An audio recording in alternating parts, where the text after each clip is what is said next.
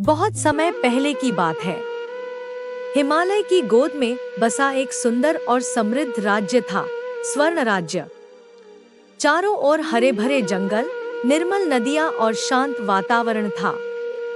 इस राज्य पर राज करते थे राजा अजयवीर, जो साहसी, न्यायप्रिय और प्रजा के दुख सुख को अपना समझते थे। राजमहल में उनके साथ थी रानी सौम्या, जिनका हृदय करुणा और प्रेम से भरा हुआ था। रानी न केवल सुंदर थी, बल्कि अत्यंत बुद्धिमान और धैर्यशील भी थी। वे स्वयं प्रजा के बीच जाकर उनकी समस्याएं सुनती थी। राजा और रानी का दाम्पत्य जीवन प्रेम और सम्मान से भरा हुआ था। पूरा राज्य उन्हें माता पिता की तरह मानता था। परंतु इस सुख शांति के बीच भी रानी सौम्या को अक्सर एक अजीब सा अनुभव होता था। कई रातों को उन्हें एक ही सपना आता, एक टूटा हुआ मंदिर, जलता हुआ दीपक और कोई अनजानी आवाज जो कहती, यह मिलन संयोग नहीं, यह अधूरा कर्म है। रानी इस रहस्य को समझ नहीं पाती थी, पर उनका मन कहता था कि उनके जीवन में कुछ ऐसा है जो अभी प्रकट होना बाकी है। एक रात पूर्णिमा के चांद के नीचे रानी ने राजा को अपने स्वप्नों के बारे में बताया। राजा ने तुरंत राजमहल के वृद्ध ऋषि महर्षि देवदत्त को बुलवाया। ऋषि ने गहन ध्यान किया और कहा, राजन, आप और रानी सौम्या पूर्व जन्म में भी एक दूसरे से जुड़े थे। उस जन्म में आप एक साधारण योद्धा थे और रानी एक मंदिर की सेविका।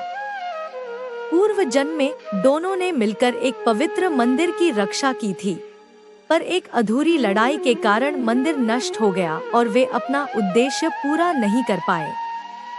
उसी अधूरे कर्म को पूर्ण करने के लिए ईश्वर ने उन्हें फिर से राजा और रानी के रूप में मिलाया था।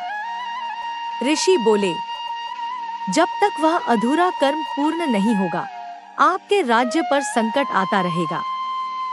यह सुनकर राजा और रानी दोनों गंभीर हो गए। अब उन्हें समझ आ गया था कि उनका मिलन केवल प्रेम के लिए नहीं, बल्कि धर्म और कर्तव्य के लिए हुआ। कुछ ही दिनों में स्वर्ण राज्य पर संकट के बादल मंडराने लगे। उत्तर दिशा से एक क्रूर शासक कालवीर ने राज्य पर आक्रमण कर दिया। उसकी सेना अत्यंत शक्तिशाली थी और वह मंदिरों को नष्ट कर अंधकार फैलाता था। राजा अजयवीर ने सेना तैयार की, परंतु कालवीर की शक्ति साधारण नहीं थी। युद्ध के पहले ही दिन भारी नुकसान हुआ। पूरे राज्य में भय फैल गया। रानी सौम्या ने साहस दिखाते हुए राजा से कहा, यह केवल युद्ध नहीं, हमारे पूर्व जन्म के कर्म की परीक्षा है। हमें केवल तलवार नहीं, श्रद्धा और एकता से लड़ना होगा। रानी ने प्रजा को एकजुट किया, घायलों की सेवा की और सबको विश्वास दिलाया कि सत्य की जीत निश्चित है। पर युद्ध और भी कठिन होता जा रहा था। निर्णायक युद्ध से पहले रात को राजा और रानी उस पुराने टूटे मंदिर पहुंचे, जो रानी के स्वप्नों में आता था। दोनों ने वहां दीप जलाया और प्रार्थना की। जैसे ही दीप जला, उन्हें अपने पूर्व जन्म की स्मृति पूर्ण रूप से प्राप्त हो गई। उन्हें समझ आ गया कि मंदिर की रक्षा और कालवीर के अंधकार का अंत ही उनका उद्देश्य है। अगले दिन युद्ध में राजा ने अद्भुत साहस दिखाया और रानी ने अपनी बुद्धि से सेना को सही दिशा दी। अंततः कालवीर पराजित हुआ और उसका अंधकार समाप्त हो गया। मंदिर का पुनर्निर्माण किया गया और अधूरा कर्म पूर्ण हुआ। युद्ध के बाद स्वर्ण राज्य में फिर से शांति और समृद्धि लौट आई। लोग राजा और रानी को केवल शासक नहीं, बल्कि ईश्वर का आशीर्वाद मानने लगे। राजा अजयवीर और रानी सौम्या का प्रेम और भी गहरा हो गया, क्योंकि अब वे जान चुके थे कि सच्चा संबंध जन्म जन्मांतर से जुड़ा होता है।